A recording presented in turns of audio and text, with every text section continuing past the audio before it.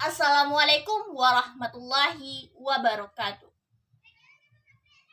Perkenalkan, nama saya Putih Ramadhani, biasa dipanggil Putih.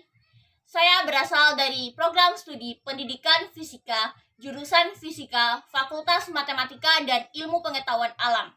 Sama-sama kita ketahui, hampir 1,5 tahun Indonesia dilanda virus corona.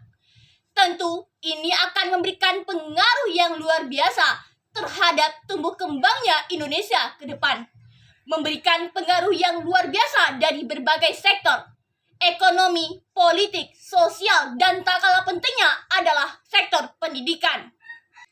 Sebagai bangsa yang baik, tentu kita harus menaati peraturan yang telah ditetapkan oleh pemerintah, yaitu mengikuti pendidikan sesuai aturan pemerintah.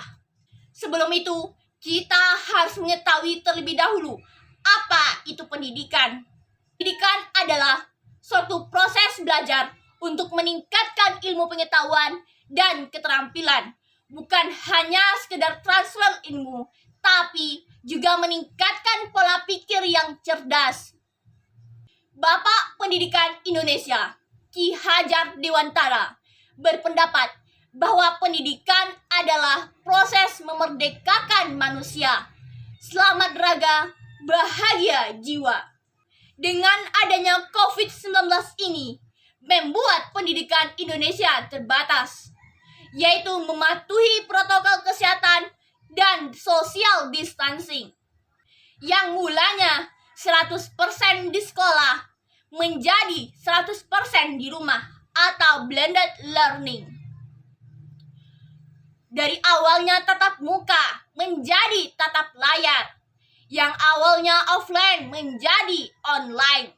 Mau tidak mau, suka tidak suka, senang tidak senang, pembelajaran tetap dilaksanakan secara online. Seperti yang sama-sama kita ketahui, banyak sekali terjadi keluh kesah selama penerapan pembelajaran online ini.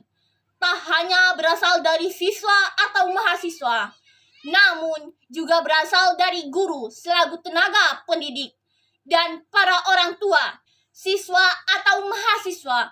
Banyak sekali yang merasa bosan dan jenuh dengan pembelajaran online ini. Mereka merasa kesulitan dalam memahami materi pembelajaran yang disampaikan oleh guru atau dosen karena berbagai faktor dan lain hal.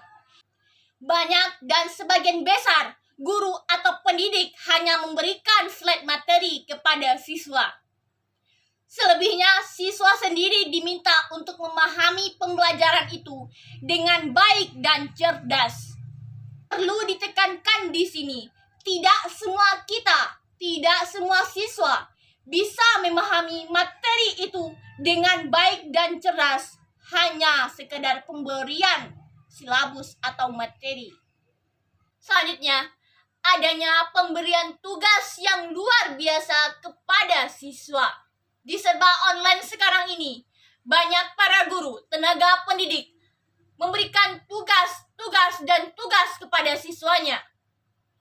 Bukan malah membuat siswa itu mengerti dan paham akan pelajaran, tapi membuat para siswa itu menjadi makin bodoh dan terkena gangguan fisik dan psikologisnya.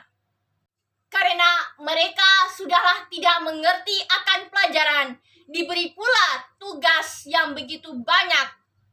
Dan faktor yang selanjutnya, karena masalah sinyal jaringan. Bagi mereka yang tinggal di kota, mungkin tidak masalah mengenai hal ini. Tapi bagaimana dengan mereka yang tinggal di pelosok sana? Sangat kesulitan mendapatkan akses internet untuk pembelajaran online sekarang ini. Masing-masing kita, masing-masing siswa harus memiliki fasilitas gadget atau laptop yang memadai untuk mengikuti pembelajaran daring ini. Bagaimana dengan mereka yang berasal dari ekonomi menengah ke bawah? Tentu ini akan berimbas terhadap tingkat pendidikan Indonesia ke depan. Bagaimana menciptakan generasi yang unggul akan SDM-nya, manusia yang cerdas akan intelektual atau knowledge-nya.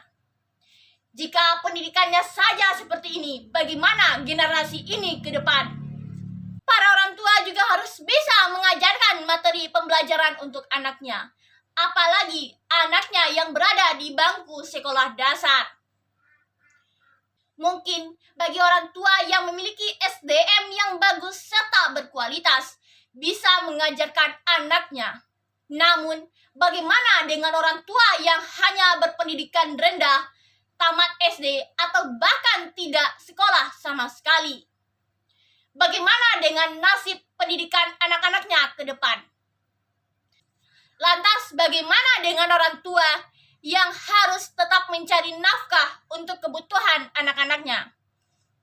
Para orang tua harus memikirkan dan memilih antara mengajarkan anak mereka di rumah atau mencari nafkah untuk menyambung hidup esok hari. Bagi mereka, para orang tua yang sebagai pegawai negeri sipil, mungkin tidak akan keberatan dengan hal ini. Namun bagaimana dengan para orang tua yang bekerja sebagai buruh, petani, atau kerja serabutan yang hanya dapat uang tiap hari? Mereka tentu tidak bisa menemani anak mereka, mengontrol anak mereka dalam proses pembelajaran daring ini. Bukan tidak mau, tapi kondisi yang memaksa mereka untuk berbuat demikian. Mereka harus memilih salah satu. Dalam pembelajaran daring sekarang, tentu kontrol orang tua, kendali orang tua terhadap anak dalam dunia pendidikan sangat diperlukan.